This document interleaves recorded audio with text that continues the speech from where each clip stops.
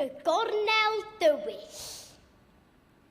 Mae gen i gornel dywyll fach yng nghefn fy stafell wely. Dim ond y fi sy'n mynd i'r lle, achos dim ond y fi sy'n gallu.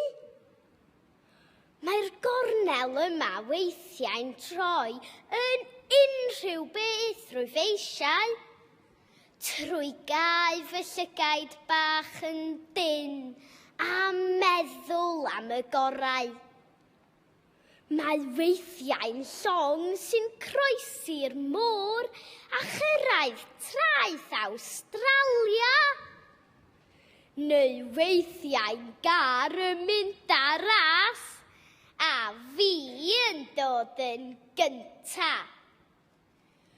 Unwaith ro'n i'n frenin mawr, ac ar fy mhen roedd coron. Ac yna, ro'n i'n sgorio cais a chymryn curo'r Saeson.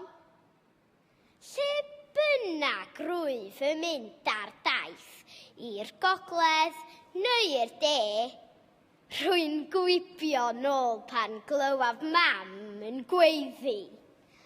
Amser te!